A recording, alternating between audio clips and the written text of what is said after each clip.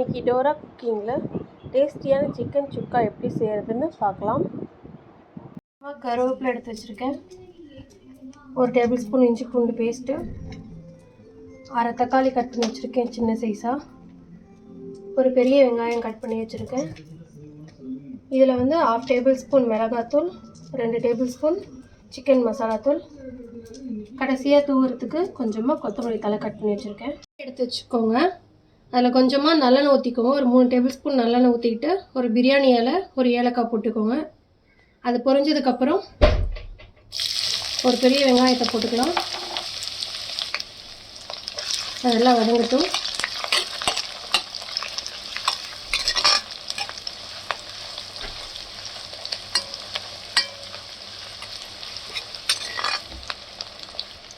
இஞ்சி பூண்டு பேஸ்ட்டு போட்டுக்கோங்க. இஞ்சி பூண்டு பேஸ்ட்டு பச்சை வாசனை போகிற வரைக்கும் நல்லா வதக்கிக்கோங்க.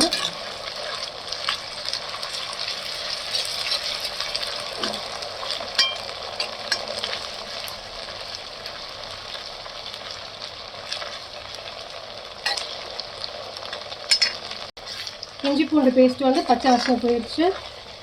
கட் பண்ணி வச்சுருக்க தக்காளி போட்டுக்கலாம்.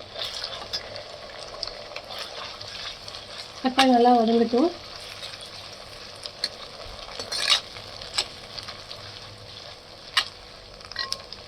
நம்ம போட்ட வெங்காயம் தக்காளி எல்லாம் நல்லா வதங்கிடுச்சு. நம்ம எடுத்து வச்சுருக்க மசாலாவை இதில் போட்டுடலாம். நல்லா வதக்கிக்கோங்க. ஒரு 2 நிமிஷம் இந்த மசாலாவோட பச்சை வாசனை போகிற அளவுக்கு வதக்கிக்கோங்க.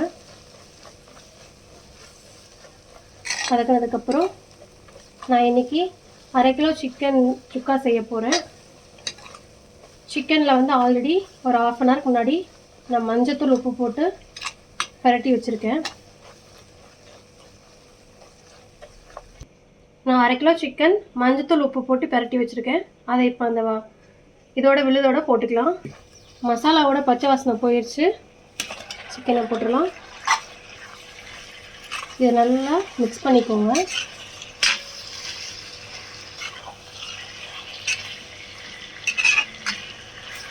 உப்பு நம்ம ஆல்ரெடி போட்டுருக்கிறதுனால உப்பு டேஸ்ட்டு பார்த்துட்டு உப்பு தேவையான அளவுக்கு போட்டுக்கோங்க.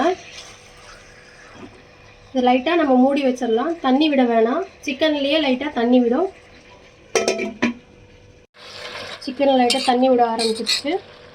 நம்ம கொஞ்சமாக சிக்கன் வேகிறதுக்கு ஒரு 1/2 டம்ளர் தண்ணி ஊற்றிக்கலாம். நல்லா மிக்ஸ் பண்ணி விட்டு உப்பு காரம் பார்த்துட்டு ஒரு 5 to 6 மினிட்ஸ் மூடி போட்டு வேக வச்சுருங்க. வாங்க ஓப்பன் பண்ணி பார்த்துடலாம். நல்லா சிக்கன் வெந்துடுச்சு.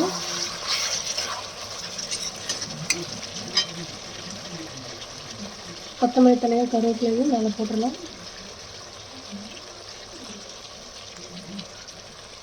இதை வேறு ஒரு பவுலுக்கு மாற்றிடலாம். டேஸ்டியான சிக்கன் சுக்கா ரெடி ஆயிடுச்சு. நீங்களும் வீட்டில் இதை செஞ்சு பாருங்கள். செஞ்சு பார்த்துட்டு எப்படி இருக்குன்னு கமெண்ட் பாக்ஸில் சொல்லுங்கள். இந்த வீடியோ உங்களுக்கு பிடிச்சிருந்தது அப்படின்னா மறக்காமல் லைக் பண்ணுங்கள், ஷேர் பண்ணுங்கள், சப்ஸ்கிரைப் பண்ணுங்கள். என்னோடய நோட்டிஃபிகேஷன் உடனுக்குடன் வர பெல் ஐக்கானை கிளிக் பண்ணிக்கோங்க. தேங்க்யூ.